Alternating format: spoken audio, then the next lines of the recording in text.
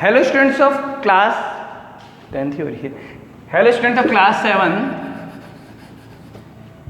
Now let's move on to part number 5th। Part number 5 पे आते हैं आप लोगों के ग्रेट मुगल्स चैप्टर के, और आप लोगों का नेक्स्ट टॉपिक है पेज नंबर 135 पे नूर जहां। तो नूर जहां का टॉपिक आप लोगों को पढ़ना है। इससे पहले मैंने आप लोगों को जहांगीर का टॉपिक पढ़ा दिया है, ठीक है। तो जहांगीर में आपने पढ़ा कि जहांगीर अकबर के बेटे थे, राजा बने, मुगल एम्परर के दिल्ली के गद्दी पर बैठे।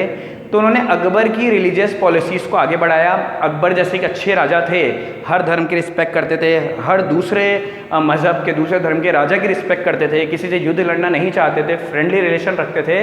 वही पॉलिसीज़ जहांगीर ने भी आगे बढ़ाई। जहांगीर की आपने बात करी तो अकबर की पॉलिसी से चलो उन्होंने आगे बढ़ाई सही। इसी के साथ इंग्लिश ईस्ट इंडिया कंपनी जब इंडिया में आई तो सूरत में उसे पहली फैक्ट्री लगाने की परमिशन भी जो टॉमस रो आए थे वो भी जहांगीर ने ही उन्हें दी थी। तो English east India company Jahangir के समय पे ही, जब जहांगीर भारत के राजा थे तभी भारत में अपनी पहली फैक्ट्री लगाती है। फिर आता है नूर जहां। तो नूर जहां जहांगीर की वाइफ है, ठीक है, जिनका असली नाम है मेहरुनिस्सा। मेहरुनिस्सा का असली नाम है।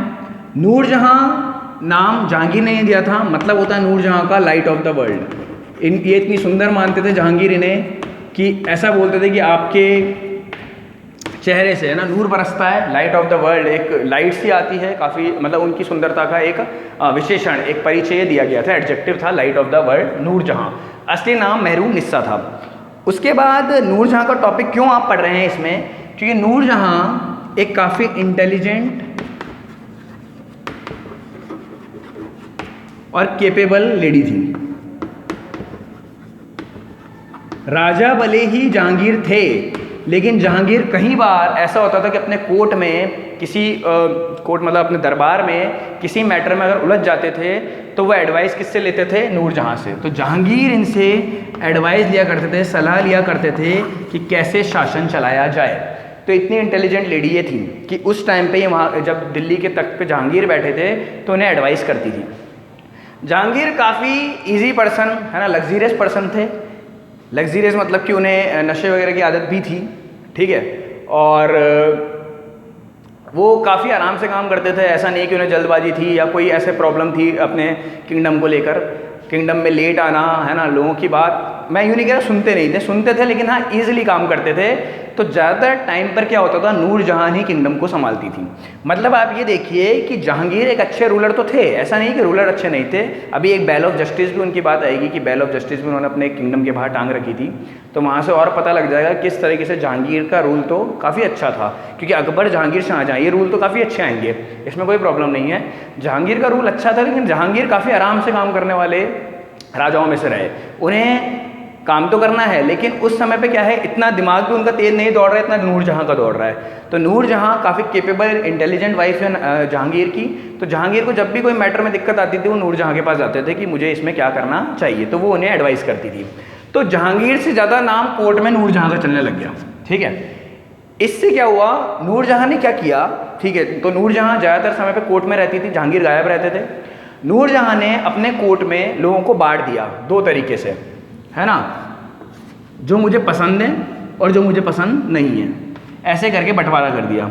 इस बंटवारे की वजह से नॉर्मल सी बात है कॉन्फ्लिक्ट्स होने ही थे, क्योंकि कोई भी ये नहीं चाहेगा कि एक राजा की बीवी है ना, क्योंकि ये वाइफ हैं जहांगीर के, सिर्फ ये एक रूलर नहीं है दिल्ली की, वो हमें गलत बोल रही हैं। तो नूर जहां साफ ही बोल देती थी कि ये मुझे बिल्कुल पसंद नहीं है, ये मेरी बात मानता है, ये मुझे पसंद है।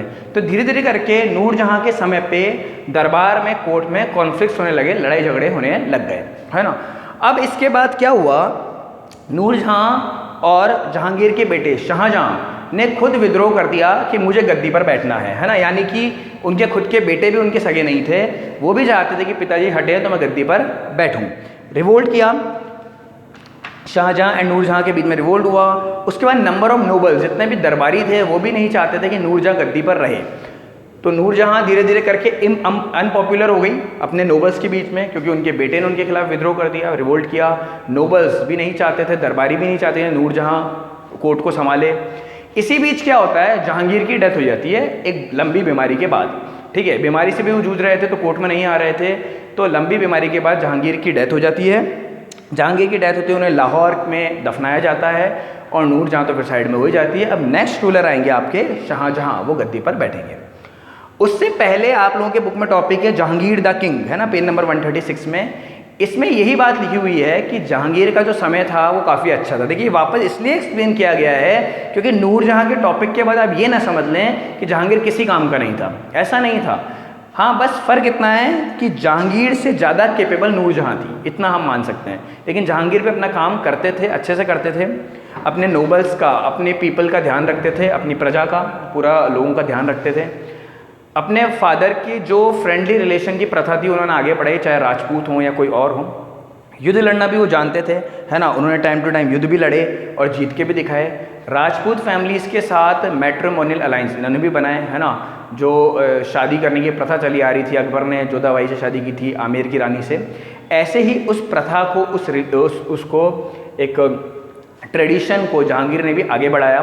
तो जहांगीर, वही बात है, अकबर का सेम एक तरह से कॉपी थे, बेटे थे ना उनके, तो नेचर भी एक तरह से अकबर जैसा ही था जहांगीर का। लेकिन हम कह सकते इतने केपेबल नहीं थे जितना अकबर थे। अकबर ने युद्ध लड़े और जीत के भी दिखाए, सारे महाराणा प्रताप तक के, मेवाड़ तक वो पहुंच गए थे अकबर। लेकिन जहांगीर इतने केपेबल नहीं थे।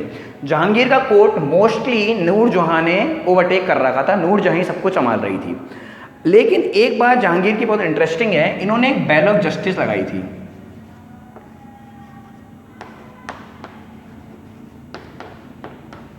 Bell of justice, bell of justice क्या था?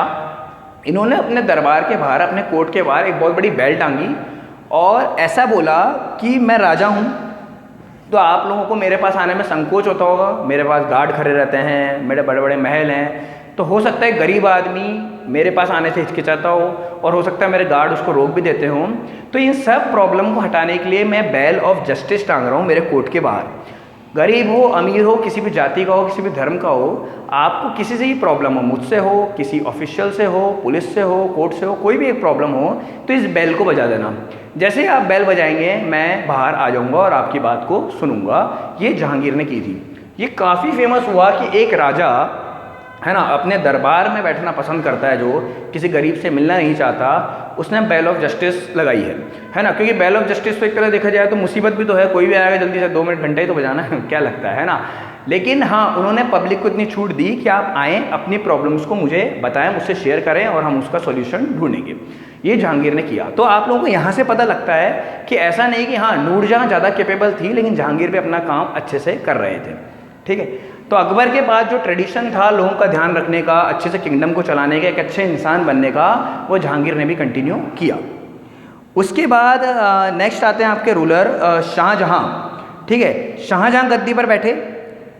शाहजहाँ का मतलब होता है रूलर ऑफ द वर्ल्ड, है ना, पूरे विश्व का राजा बन के ये आए शाहजहाँ। अब इनका रूल पढ़ते हैं हम लोग।